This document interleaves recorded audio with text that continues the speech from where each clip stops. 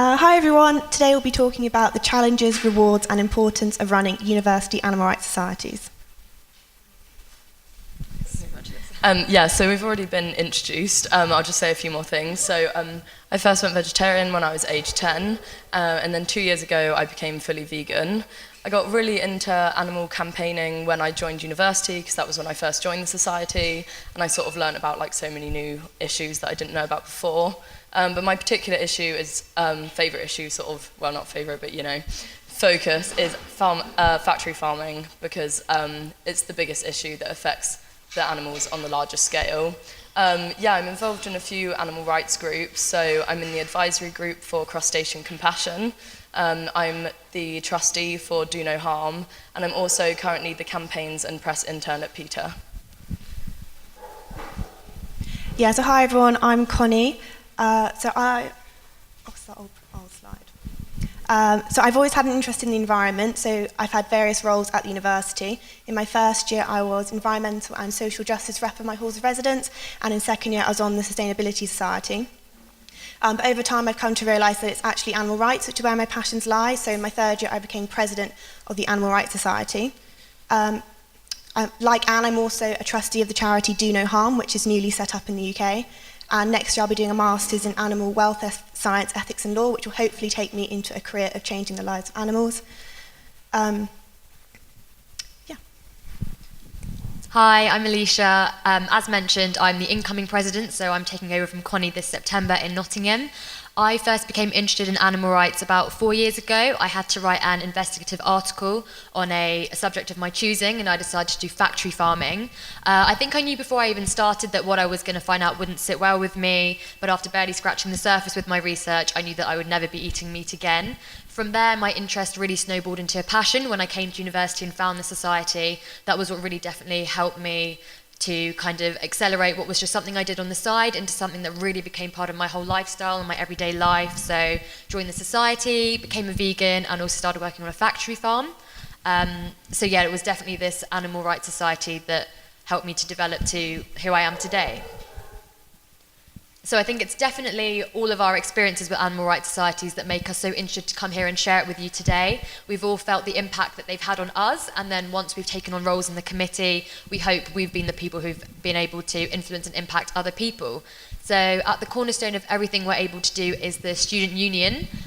So for those of you who aren't familiar with the infrastructure of universities in the UK, the Students' Union is the body that will represent all of the students, and it's made up of hundreds and hundreds of different societies from anything you can think of. There's a society that reenact battles and like run around and fight each other, like Chess Society, and in order to set one up, you have to appeal before a council and also show that you have enough interest. You have to rally up interest and prove that there is a demand for your society. So this is an initial challenge that all of them face, but luckily we managed to get past that, had enough interest, set them up fine. The roles within the society that you have to have are obviously a president, which is what all of us are, and then a general secretary and a treasurer. But on top of that, in order to function properly, you really need a lot of other roles, such as publicity, campaigns, external events, and I think publicity officer is something we've all found to be really important in this day and age when everything is online and social. It's really important to have these really aesthetic, informative social media platforms, and people very often take your popularity and your image online to be a representation of what you're like in real life. So that's definitely been really important for us to help us grow our society. Currently in the UK there are 150 plus societies, but there are only 150 universities, but only 10 of them have an animal rights society. So whilst we're really happy that our universities are obviously at the forefront of this movement, we want to see this growing and more universities offering an animal rights society, because we believe amongst students this trend is really accelerating. We put this acceleration down to two things. The first being access to information, as with everyone. We've got all of this information at our fingertips now with the internet. It's so easy to find these videos. And secondly, I think it's the increased popularity amongst celebrities, people like Miley Cyrus. They've got a really young, dynamic fan base, and it's really opening them up to these images and these kind of ideas and ethical standpoints that they might not have heard of before. So our University of Nottingham Animal Rights Society was started about 2 years ago by a girl called Cara. She went abroad on a volunteering trip in South Africa, and she was exposed to the severity of poaching. Since then, she came to university, realised there was no platform or anywhere she could express her passion, and she wanted a space where she could champion animal rights causes, so that's when she created the Animal Rights Society. And without her, we wouldn't be here today, so very proud of that girl. And yeah, similarly, the Exeter Animal Welfare Society was started 4 years ago by students, and each year it's really, really grown, had massive interest, and it's now a relatively large society. We have every year also had to add committee roles as interest grows and we have more jobs to do. This is a full list of all our roles, and the assistants are just like general members who are sort of our first people to like call on if the committee like really needs extra help, and they're usually the people who take over in the following years as president and the rest of the roles. So first we'll talk about some successes. Thanks. We're really happy with how far our society has come thus far. In 2 years, its membership has more than doubled. It's also become more diverse. We've got a lot more boys in the society, which we're really happy with, because when we started out, there was like 6 girls. Obviously we're still a very small society, so one of the things that we really like to do is collaborate, be this with other charities, external organisations or other societies. It's a really good way for us to get more friends, really grow our fan base and our community, and make sure that we're really diverse. For example, the Sustainability Society, obviously they're really interested in environmentalism, so we can kind of have that shared base of interest when it comes to the environment and animal agriculture and the impact that has. So we like to get involved in lots of different collaborations, which we'll come on to in a minute. And we're really happy as well. We're really starting to see our society produce some great results with really successful events that we're running that have got a lot of people coming to them.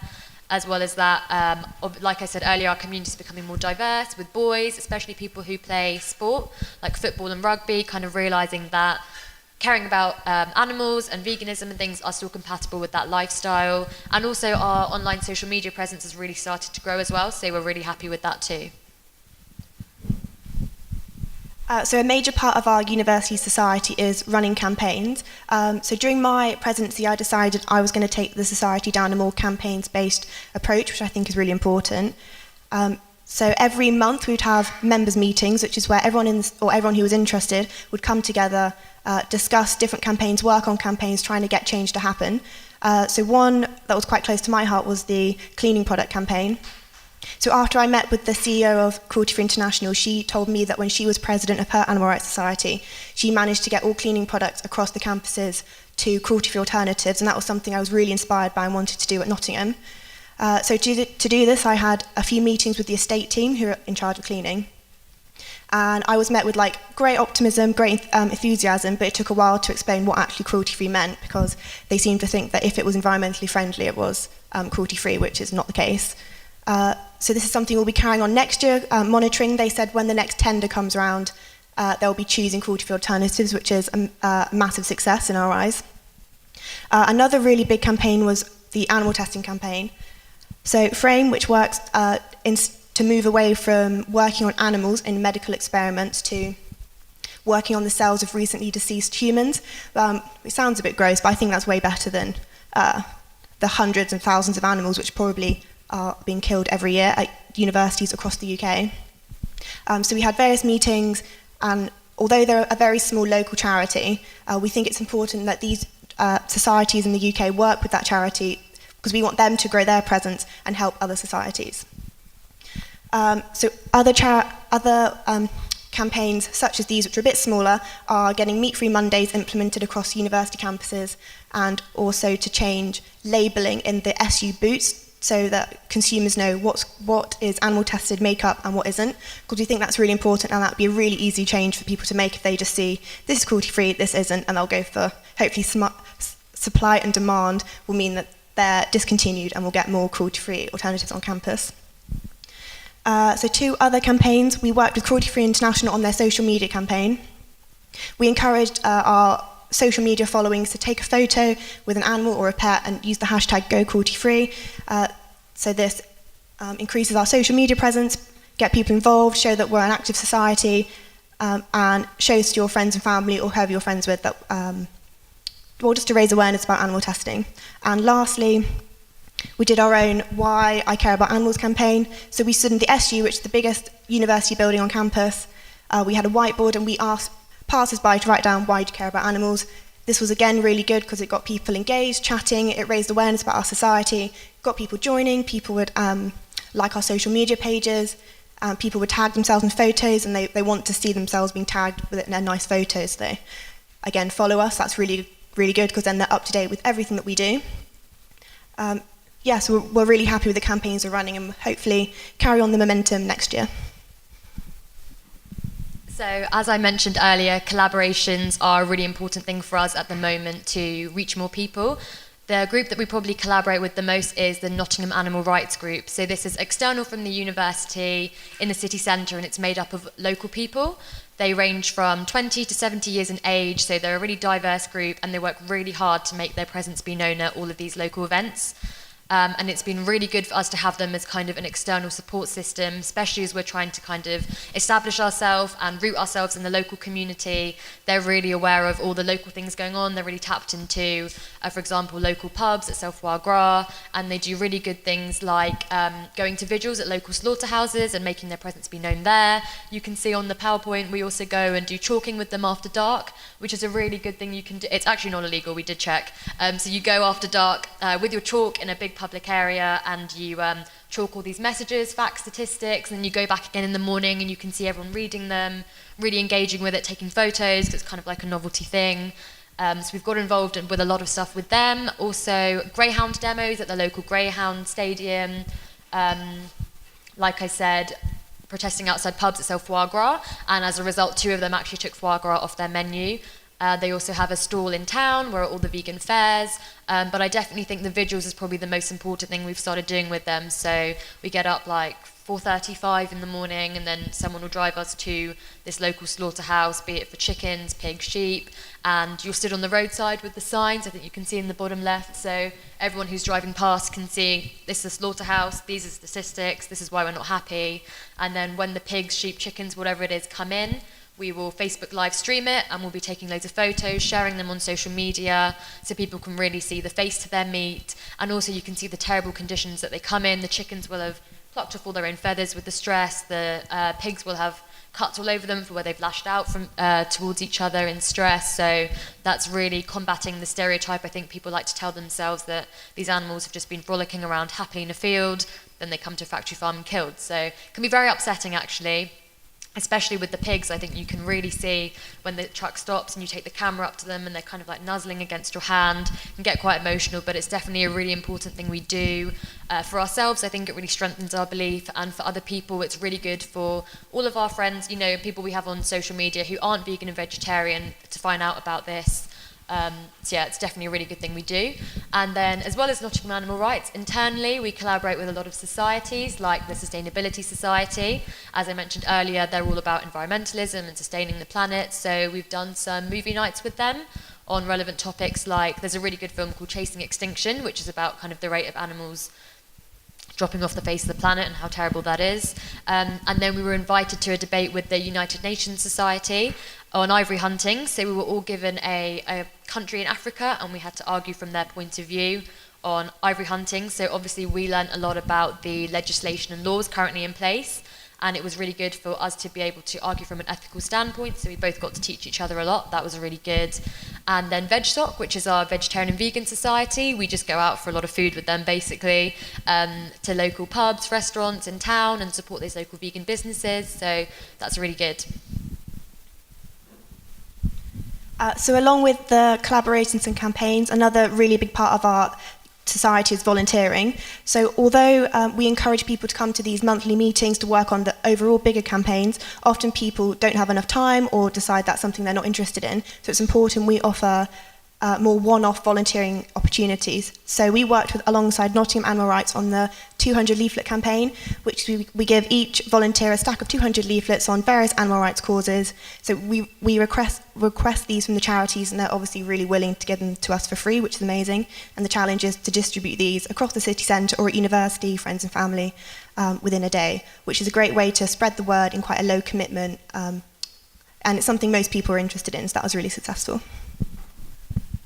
The other volunteering opportunity that we offer, which I'm really passionate about, is Bryns the Animal Rescue. So this is an animal sanctuary located on the outskirts of Nottingham, run by a couple who used to be Greenpeace activists. They used to like train themselves to Parliament and everything. They were very hardcore. And then they decided to give that all up and retire and move to the suburbs and rescue animals full time. So they've got over 100 animals, ranging from cows, pigs, turkeys, sheep, chickens, goats, owls, rabbits, hedgehogs, anything you can think of, and they all require round-the-clock care, lots of love and attention. So it's a really rewarding thing that I and a couple other people from the society do every weekend. It requires a lot of hard work, it's a lot of manual labour, but it's really good. And also it's really nice to kind of escape from city life and university life and deadlines and all of that, and it can be quite therapeutic to go into the countryside and just hug a cow for a while. And we're going to do a fundraiser for them this year so they can carry on with their hard work, because they use only donated money and volunteers. They don't kind of get any kind of income themselves. In the photo you can see the black bull. His name is Boris. His hind legs come up taller than me and he's completely blind, which can be quite scary when he's kind of walking around not really knowing where he's going. But he's very friendly, he loves hugs. And the other cow you can see in the photo, that's his girlfriend Maisie. And they're kind of the image for Brinsley. That's what you'll see everywhere. They're the little kind of icons, local celebrities, and they're both really lovely. And another thing we're really proud of this year is the Best Newcomer Award. So at our university, there'll be a society award ceremony every year. So all the big societies are there, and the small ones too. And it's an evening of dinner, drinks and dancing, and you're competing for all these different awards. So we were nominated for the Best Newcomer Award, up against the Sign Language Society. So two very good causes, but obviously we wanted to win. And we were really happy that we did. It was a really good opportunity for our society to be in the limelight. It got us a lot more attention, and it meant that our hard work and kind of trying to break through this very saturated, flooded market of university societies to be recognised had been recognised, so that was really good. It was a really fun evening, and it's also really encouraged us that a small society can do big things. It was a really fun evening, and the guy in the middle, that's our General Secretary Liam, who couldn't be here today, but yeah, the society couldn't run without him. Thank you. So at Exeter, we also try to do massive range of campaigns. It keeps it really interesting for our members, and it also means that the other students get to learn about all the different issues that are going on. And we're also always keen to listen to our members, get some different ideas, or if they think a campaign could be improved, we're always there to listen. So one campaign which we think was really, really important was about animal use on campus. So unfortunately, loads of animals are used on campus. This can be quite subtle in like PhD work and stuff that you don't really see going on. But it can also be quite obvious, like undergraduate lab sessions where you do dissections and stuff like that. Especially I studied biology, so that happened quite a lot. So what we did was we requested a meeting with the ethics committee. They're in charge of how many animals are used, and also how these animals are actually treated while they're there. And they were really, really helpful. They were really cooperative, and they gave us loads and loads of facts and details. So it was a really good meeting. And we talked to them about maybe implementing some new ideas, some alternative methods that they should think about using. So one of these was an opt-out. So a few weeks in advance to the lab that would be using an animal, they would just give you a heads up. You could sign up, say, I don't want to do that. And this means you could then go off and use like a computer program, something like that, do a dissection online, which has been proven to be just as educational, just as effective. So this is great because students wouldn't have to like sacrifice their ethical beliefs, while also less animals would then be prepared for the actual lab session. So obviously that's a great result. We also made sure that we've set up like an annual date every year so that future committees will constantly meet with them and make sure that this work is actually being implemented. Then another campaign which was my personal favourite was Justice for Chunky. I don't know how many people will have heard of Justice for Chunky, but it was a pretty big campaign in England. Chunky was a little Chihuahua cross who was taken from his home by 4 teenagers who fed him drugs, broke his legs and neck and set him on fire. And then they dumped him, and luckily he was found and he was taken to the vet, and he's amazingly made a miraculous complete recovery. He's back with his owners, so it's all okay for Chunky. But the teenagers who stole him only got banned from owning animals for 5 years, which is obviously not enough, and loads of people were really upset by finding this out. So a petition was quickly set up, and I decided to do a petition signing on campus, which was really, really well received. We got hundreds of signatures. Everyone was so keen to hear what happened to Chunky and why it was a problem, so that was a really positive event for me. And then shark finning, which is the one we're doing here, was suggested by a member. He loves to dive, so he knows all about sharks and knew that it was an issue. And this was a really interesting one for us because we had never done it before, so it was new for the members as well as all of the students.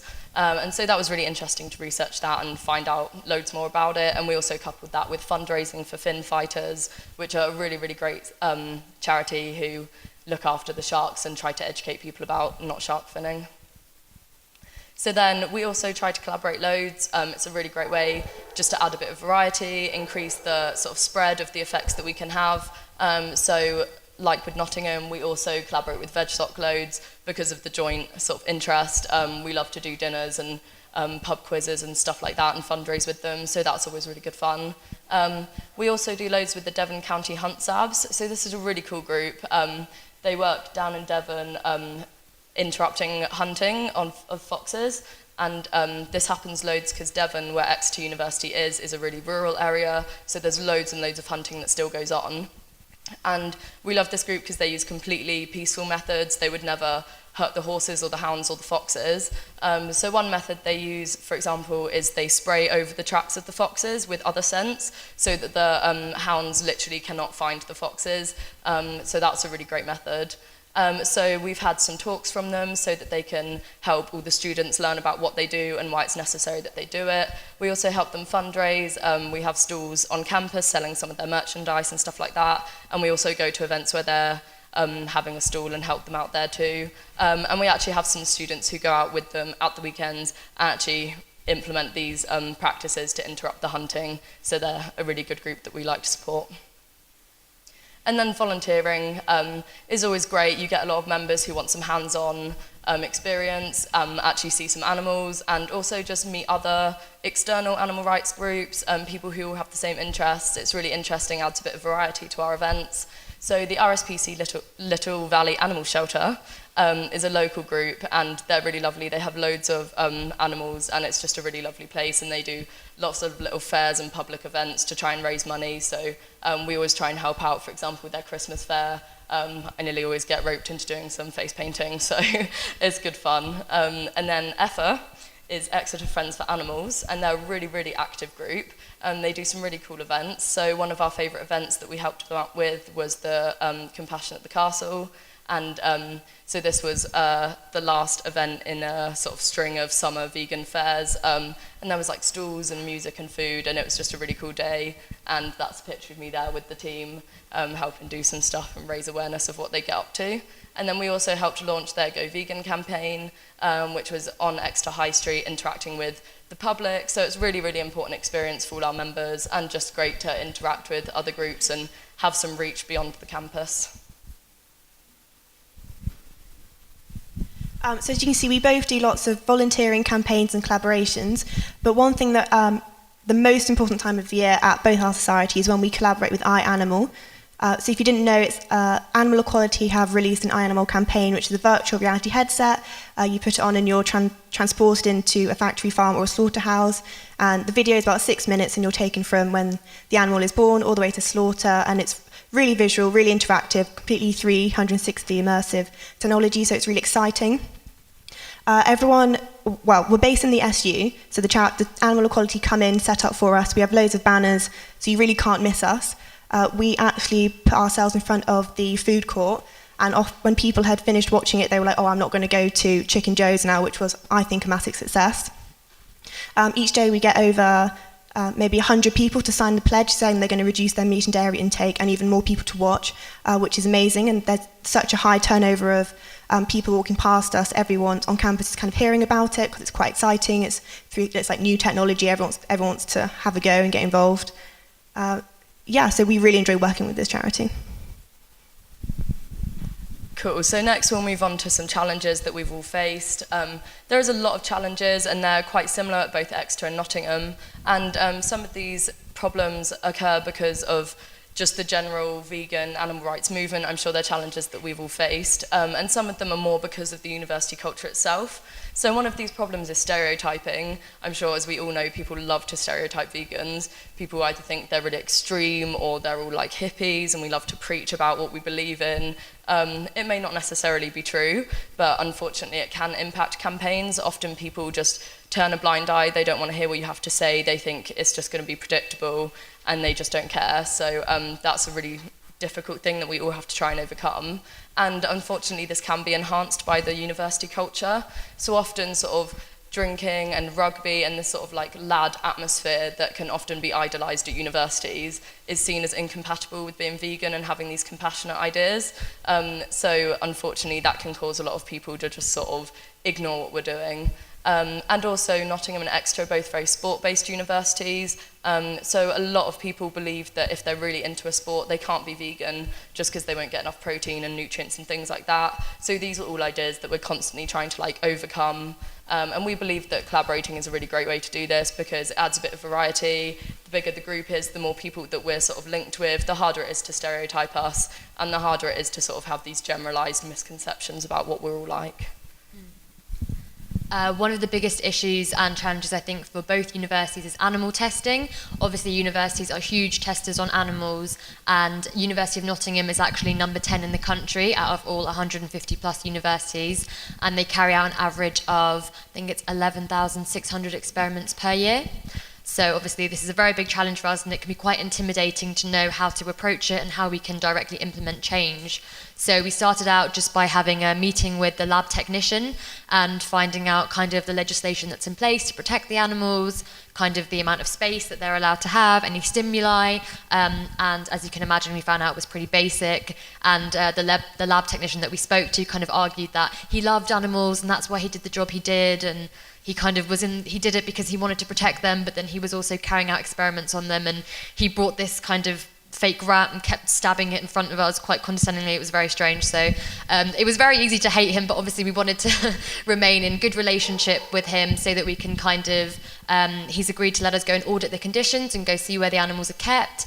And whilst we would love to kind of run off with our findings and flee to the newspaper, I think the best way to be able to implement change is to remain in good talks, to kind of develop these welfare standards and find out how we can help to improve them. And also working with FRAME, the Fund for the Replacement of Animals in Medical Experiments, is a really good charity. I think you talked about it earlier. So they're locally based, and they like Connie said, they use the cells of recently deceased humans instead of animals, so they're looking to replace certain animal experiments with human alternatives. So we're working alongside them, we're doing a fundraiser for them, really trying to promote their work and hoping that this can roll out to other experiments within our uni, but also to other universities as well, to reduce the number of animals being tested on. So it's an ongoing challenge, and we're kind of trying to still work out what the best way is to approach it, whether we want to kind of remain in the good books of the lab technicians, or if we're just going to go and try and have a campaign to raise awareness of what's going on and see if we can work through it that way. So it's ongoing, but definitely a very big challenge for both of us. And then obviously ignorance, I think for anyone who is really passionate about animal rights, we all know that some people aren't going to be very cooperative and interested in what you're saying. They're going to be either choose to remain ignorant or be quite mocking or rude. So when we do events like iAnimal, we always get people who, it's really interesting actually, when they take off their headsets, you never know if they're going to be crying, going, I can't believe this, I'm going to go vegan immediately, like, help me, what do I do, this is terrible. And other people will just kind of take it off, shrug, or kind of say, this is the way it's always been, or being quite rude. So it can be quite easy to take it to heart, but I think it's really quite challenging for you to accept that not everyone's going to react the way you want them to act, and everyone's going to have their own individual opinion. So it can be quite challenging, but I think you get over it with time, kind of learn how to respond to that kind of criticism that you can get. So two more I'd like to mention. Working with non-vegans or people with different views about animal rights was actually a bit of a challenge. So within the committee, most people were vegan and cruelty-free, but this wasn't actually always the case. And of course, this would spark debate and a bit of friction between people because, we're passionate people about animals. And in an ideal world, everyone fighting for, these causes would be cruelty-free and vegan. Equally, our actual members of the society, again, some of them have different views, and it was important that we promote an inclusive environment that everyone can get involved. Because one thing that was actually stopping a few people from joining was that the perception that you had to be vegan to join. Of course, this is not the case, because if someone wants to help the fur trade or something like that, or stop the fur trade, then we should encourage them to come in, even if they eat meat, because any help is really beneficial for the cause. And lastly, raising awareness is actually a really big challenge. Again, like Alisha said, we're quite a small society in a very saturated market, so just letting people know, we're here, if you want to help, you can. One thing we've done this year is create little business cards with our social media details, our names, some pictures of cute animals, and we're going to give these out at events, fairs. So the Freshest Fair at the beginning of the year is the largest event where you can promote your society, so we're going to be handing these out to as many people as possible. We're also going to go into the halls of residence. We think that's our main target. Get the first years on board, let them know we're here, have discussions at dinner time in their halls, discuss about your meat, see if anyone's interested, or at least raise some awareness about people who are eating meat, just to get the conversation started early in first year. We think it's really important. Okay, so why are these animal welfare groups at universities so important?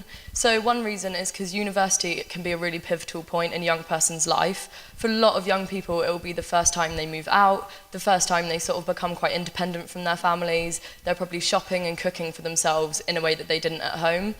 So it can be a great way to sort of start suggesting to them, why don't you try vegetarian and vegan food? And this can be really helped by the fact that often shopping and not buying meat is cheaper, cooking, not using meat can be easier, and also, as a lot of people quickly learn, preparing raw meat is really quite off-putting. So these reasons can really help us sort of give people a bit of a push, and then also just raising awareness of the issues behind all of these things can just help us really say to people, even one vegetarian meal a week will have a massive difference if everyone does it. So it's a great time just to sort of tell people, why don't you try this? So another thing, we think the university is an amazing platform which is currently underutilised by the animal rights movement. So as Alisha said, there are 150 universities plus in the UK, each holding between 10 to 30,000 students, again with hundreds of academic staff. So this is a massive pool of people who are probably quite influential to these ideas. And the university itself, they've got millions of thousands of pounds to spend. They've got so many resources, so many people, and they've also got very strong ties to the government and many other organisations. So if we can really build momentum within these animal rights societies, and we're basically asking if you have a following or a platform, you should really try and speak up, get these passionate people who are following you, these young people, to start their university societies. Because if we can get momentum in societies, this will hopefully trickle up and create kind of momentum within each university, get more societies across the UK. We can collab, like today I'm collaborating with Exeter Society. So we want to get as many people as possible, and it's amazing. It's just an amazing platform, so many people we can really utilise, I think. Finally, the animal liberation movement is definitely gaining momentum in the last few years. So it's really important that we're kind of identifying that there are loads of people that are becoming really attuned to the sheer mass of animal rights issues globally, and they want to get involved. So for a university to be providing this society as kind of a hub for people to go for guidance, to really start them on their journey of acting against these issues, is really important, that we're very reactive and we're providing this. So Nottingham and Exeter, we want to be two of the best universities in the country to be doing this.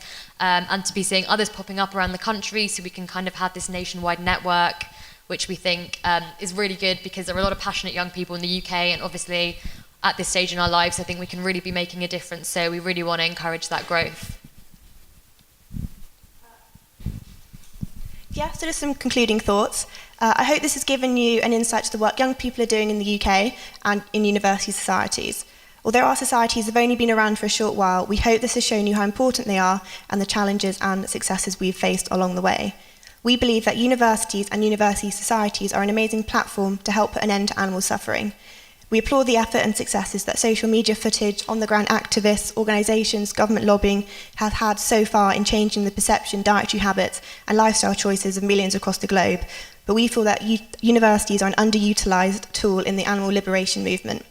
As stated earlier, there are over 150 universities in the UK, with on average 10 to 30,000 students and hundreds of academic staff, thus providing an enormous pool of young, influential, open-minded and willing to learn students and people in a space where challenging norms, lateral thinking and problem-solving is encouraged.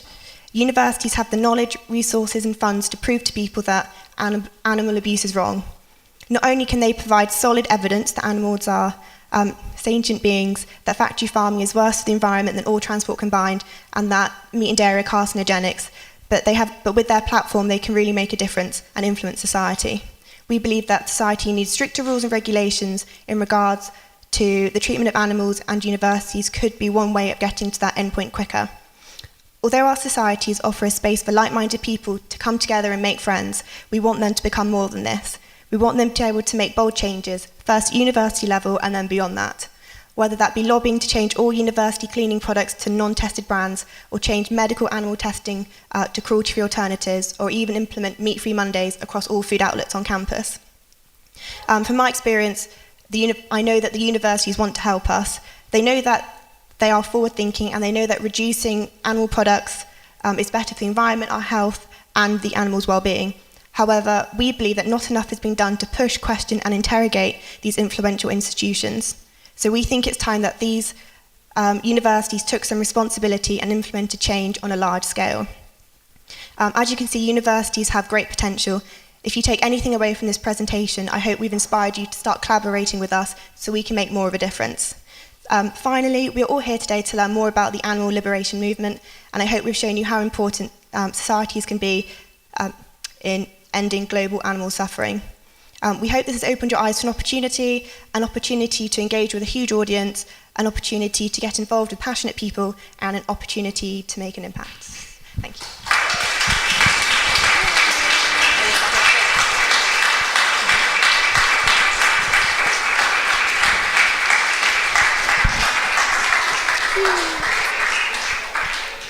So, thank you very much. Perfect timing. I didn't need my things. I would like to ask you to come up here and speak into the mic so that also your questions will be captured on media. Otherwise, people watching this presentation and this Q&A session will wonder what people are responding to. So, any questions? Just come, form a line here. Hi, thanks so much for your talk. It was awesome. I'm going to uni in 2 weeks, going to Goldsmiths University. Yeah, and I was on a gap year and I'm going now anyway. My question is, there's actually, because Goldsmiths is quite known for it's very left-wing, quite liberal and all this kind of stuff, but to my surprise there's actually no vegan, vegetarian society or animal rights society, so I'm going to set that up when I go.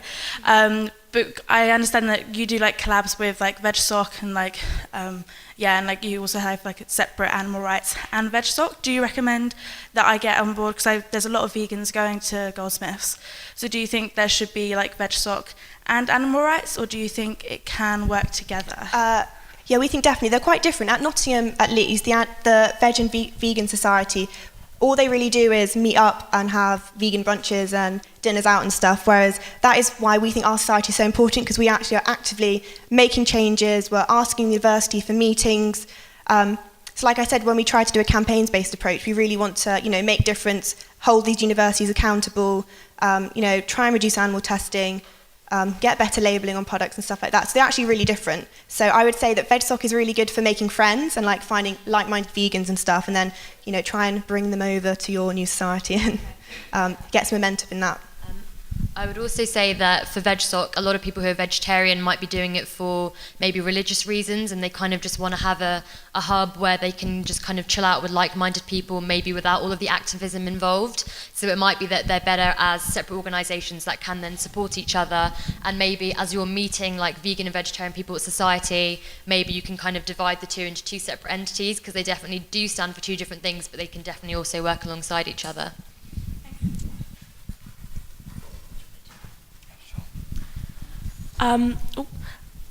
So I was wondering, is it weekly meetings that you have, and in your meetings do you sort of discuss what you're going to do in terms of activism, or how do they go?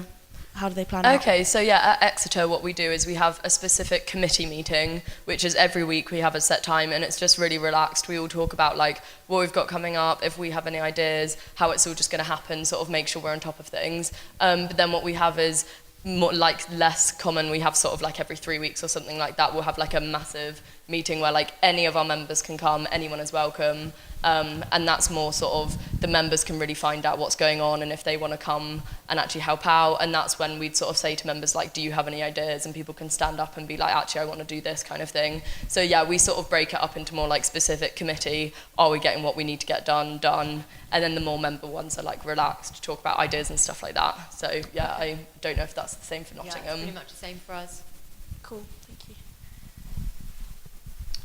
Yeah, I think a major hurdle for student group is the turnover in students, and from my experience, the issue is that any experience that can be gained by some members over the years is in a way lost when they leave.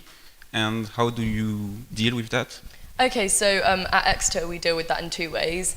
So the first way is we have the assistants. So for our assistants, they're sort of halfway between members and committee. So they sort of write to us and we advertise saying we would like some assistance, and they can just sort of Facebook message us like, I'd really like to do that, I'm really passionate, whatever they want to say. And so these are the people who sort of learn what we do and just help us along with it. So they're not official committee members, but they're sort of there and they can find out a bit more about the committee, and sort of they can shadow us if they think, oh, I want to be president, like they can sort of follow me around as I do my roles, and that way they sort of know exactly what's going on when they come to take over. And we also try to be really thorough with sort of handover meetings. We make sure that anyone who's taking in the new role feels completely comfortable, knows exactly what to do, and also that like they can still reach us. So I still talk to the new president of Animal Welfare Society on Facebook all the time. They've got Freshers Week coming up and she's been messaging me like, I just want to check, does this seem right? And I'm like, yeah, don't worry, it's going to be great kind of thing. So we just try and make it really friendly, make sure they know that they can talk to us about anything. Is that the same for you guys? Yeah, again, we just make sure we have a really thorough handover. We get every role to create a document that they then hand over to the new person, and just make sure we stay in contact with the Facebook group. We kind of have the old and new committee together. That's kind of one that we have just to help them settle into their role, and then we'll kind of remove ourselves and they'll go off by themselves and fly and be great. Did that answer your question? Yeah. Yeah. Hi. You look like you're doing like loads of work, so it's like super nice. I sort of have like 3 questions actually. One is just the campaign about justice for Chunky. Like, what happened with those signatures? Like, how did you like? Okay, so it's still sort of going on because petition signings and all that kind of stuff can take ages to be processed. So what actually happened was the petition was on change.org for a certain amount of time, and they had to get a certain amount of signatures before the UK government can even sort of consider your issue. And then what happens is you take all the signatures, you take them to Parliament. So that stage has now happened. And Chunky himself actually went along to it, helped give the petition in. And then the government basically has to consider what everyone has said, overview, like check all the signatures, make sure that they're all legit signatures, that we've not just like made them up, like made up people and stuff like that. And just generally see what we're actually saying, like what are these people's actual concern about the law. So that's sort of the stage that's going on right now. It's just sort of being progressed, and just making sure that the signatures are real and all of that kind of stuff. And then as any sort of law type of thing has to be changed, it can take ages. A lot of committees have to meet and discuss it, and sort of, so that's what's going on at the moment. So hopefully we'll see some change out of it soon, but there's no sort of like definite this law has been changed at the moment. It's all still sort of being processed. Okay, but you're not expecting any outcome for these torturers. I think the problem with the actual torturers themselves is that they were younger than 18. They were only like 16 or 17 or something, and as we all know, that's still not okay. But I think that's the problem with them, is that they were seen as like children, so they weren't as like responsible for their actions. So for the actual 4 teenagers themselves, I think the issue has sort of been let go now. But for the whole point of justice for Chunky, that like we need to take this as like a message. Like this isn't just about the 4 teenagers anymore. This is about England and how we're dealing with people who abuse animals, and the law itself actually needs to be changed. So it was sort of more of like a big sweeping, like this is wrong kind of thing. So hopefully we'll see change in the future thanks to Chunky. Yeah, I hope. Oh, yeah. Okay.